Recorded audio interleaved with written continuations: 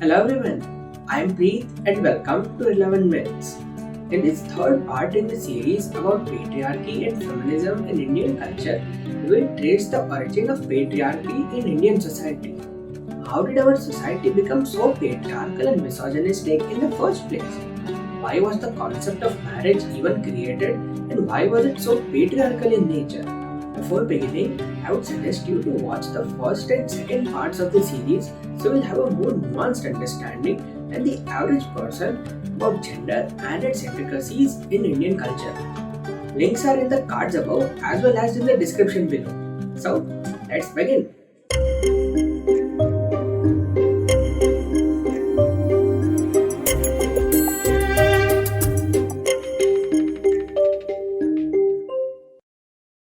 The biggest factors of early patriarchy in India are linked to the monastic or hermit traditions of Buddhism and Jainism. In the earliest monasteries or viharas of Buddha, women weren't even allowed to enter. The reason for that is pure misogyny. As we had discussed in the video about Prakriti and Purush, Prakriti or nature is considered feminine and so women in general are linked to nature. Similarly, Purush or mind is considered masculine and so men in general are linked to mind. Now the logic here is that woman is nature and the goal of monastic traditions is to move away from nature to something more transcendental, and women are considered inferior because they tempt or distract men from reaching the transcendental state of mind. So in order to keep women away from the monasteries, various logics were given, like female body is considered inferior than the male body because male body can retain semen in itself through mind control, while female body has to shed menstrual blood which is outside of mind control. Now as time passed, women were slowly allowed to enter the monasteries, but still they had to follow a lot more rules than men and still weren't allowed in special parts of the buildings. So this was the beginning of systemic patriarchy and misogyny in Indian society.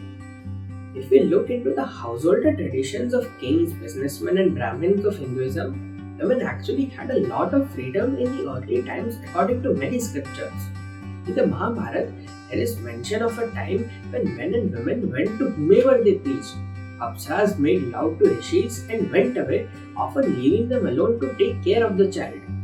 So, what happened which resulted in all this freedom going away? Well, marriage happened. Let's look at the story of origin of marriage according to Indian scriptures in order to know how marriage was the cause of women's freedom going away. Once, a boy named Shvetketu saw his mother with a man other than his father Udlak. Shvetketu was taken aback by this and started wondering if it was actually his father Udlak's son or some other man's whom his mother had relations with. So, Shvetketu created the practice of marriage where the wife has to be faithful to one husband her entire life so that children can know who their fathers are. Now, because of this law, women's freedom was curbed. Men wanted to get rid of their anxiety of incompetence and inadequacy, and with a wife compulsorily obliged to be faithful to him, the man had nothing to fear. So this practice became widespread very quickly. After this, for the most of history, woman's body was treated as man's property. So adultery, where women participates, and rape, where women doesn't participate, were both seen as an insult to man's honor. This thought process is reflected in many stories, and I have also made a video about 4 controversial events when women were exploited in Indian mythology, which you can check out. The story of Parshuram killing his mother Renuka just because she thought about another man in her mind, and the story of Ram abandoning Sita because she was abducted by Ravan and so was the subject of gossip for common folk. In both these stories, the woman is never actually assaulted or had cheated, but that doesn't matter. The idea is terrible enough. The idea that what is yours has claimed another in thought or has been claimed by another in thought is enough to deflate honor. This thought is reflected in countless stories where women who pursue desire are considered dangerous and thus have to be stopped for the social good. Cultural tales, when told over generations, fix themselves in our souls and become real. We forget that they don't reveal an objective truth of the universe but the subjective truth of a culture. So, we are told that women should be desirable, but they themselves cannot desire, and those who dare to desire are punished. So, this was the video, everyone. In the next part of this series about patriarchy and feminism in Indian culture, I will tell many known and unknown stories from Indian myths which are egalitarian and feminist in nature. So, be on the lookout for that. Now, you guys tell me what are your thoughts about this? Comment all your views and opinions down in the comment section below. Please like the video and share it to all your friends and family.